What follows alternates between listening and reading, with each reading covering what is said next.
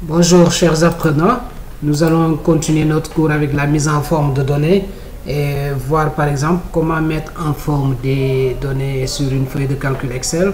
Par exemple, je peux avoir des données de type texte ou des données de type alphabétique.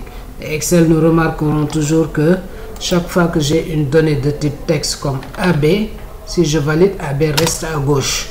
Si j'ai une donnée de type numérique comme 200, si je valide, 200 va aller à droite. Donc par défaut, il ne faut pas changer cette mise en forme d'Excel où tout type de données de type texte est affiché à gauche, tout type de données de type numérique est aligné à droite.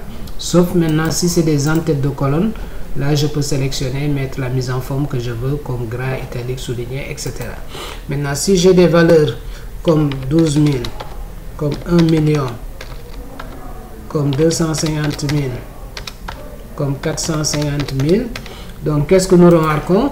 Que les données numériques sont toujours alignées à droite. Mais là, tout est serré.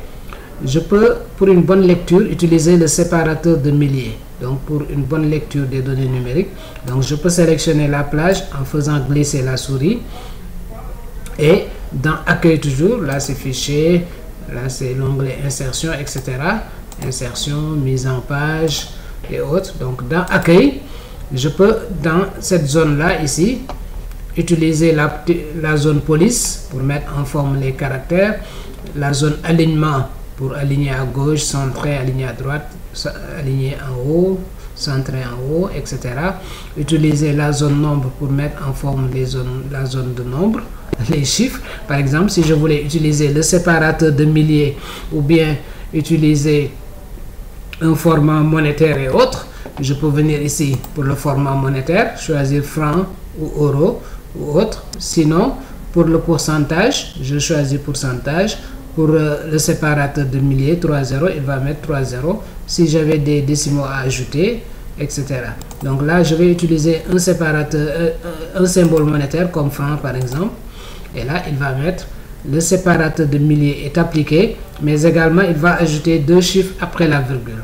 Donc, si je veux enlever les décimaux, je clique sur l'icône réduire décimale ici, dans nombre, pour réduire les décimaux. Comme je peux avec les moyennes ajouter des décimaux, 2 chiffres ou 3 chiffres après la virgule, selon ce que je veux. Donc, sinon, je peux enlever les décimaux en cliquant ici sur l'icône réduire décimale. Comme également, au lieu de passer directement sur ces icônes, pour avoir plus d'options, je peux afficher la boîte de dialogue nombre en cliquant sur le lanceur de boîte de dialogue ici. Et la boîte de dialogue nombre va s'afficher.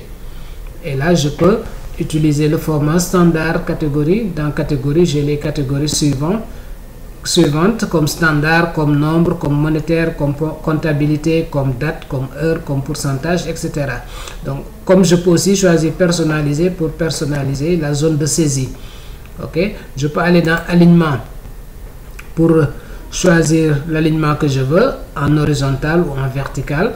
Je peux changer l'orientation de l'écriture dans une cellule. Par exemple, je clique là pour changer l'orientation. On va tester pour voir. Voilà, les données seront changées en horizontal, en vertical dans la cellule. Donc, je peux revenir ici dans la boîte de dialogue, dans orientation ou dans alignement et remettre l'alignement horizontal. Comme je peux changer si je veux ici dans des cellules. Je peux changer le contexte, l'orientation de gauche à droite. Je peux renvoyer à la ligne dans la même cellule. Renvoyer à la ligne, c'est quoi? C'est par exemple, je veux un titre comme quantité commandée. Quantité commandée. Si je valide, on dépasse la cellule C. Maintenant, je ne veux pas élargir. Je pouvais double-cliquer ici pour élargir. Mais comme je peux lui dire dans la même cellule, tu renvoies à la ligne. Donc là, j'utilise le renvoi à la ligne. Je sélectionne la cellule. Je viens ici, je clique sur renvoyer à la ligne automatiquement. Il renvoie à la ligne. Ou bien, j'affiche la boîte de dialogue nombre, le lanceur de boîte de dialogue, et dans alignement, je coche renvoyer à la ligne automatiquement et je mets OK. Et là, je peux faire la même chose. Sinon également, avec le raccourci clavier, on peut taper quantité.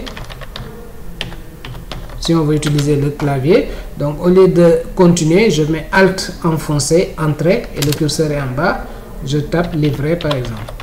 Donc on peut renvoyer à la ligne avec Alt Entrée. Après avoir tapé quantité, avec le clavier Alt enfoncé, on appuie sur la touche Entrée, le curseur va à la ligne, on tape Livrer. Sinon, on tape en toutes lettres et on clique ici sur Renvoyer à la ligne. Après validation et revenir sélectionner la cellule. Sinon, on affiche la boîte de dialogue nombre et dans Alignement, on peut cocher Renvoyer à la ligne automatiquement. Comme également dans cette boîte, on peut changer la police, on peut changer le type de bordure, ajouter des contours, on peut changer le remplissage, couleur de remplissage, comme on peut protéger les cellules. Nous verrons ça plus tard. Voilà pour la mise en forme des nombres. On peut également sélectionner et appliquer une mise en forme conditionnelle comme on a vu dans une vidéo précédente. Comme je peux utiliser les barres de données avec une couleur appréciée, plus la valeur est importante, plus la couleur va aller plus loin. Donc la couleur est importante. Aussi le remplissage est important. Donc dans ce cas-là, c'est dans mise en forme conditionnelle, barre de données et choisir une couleur. Plus la couleur est importante, plus la barre est importante. Donc à très vite pour la suite, chers apprenants.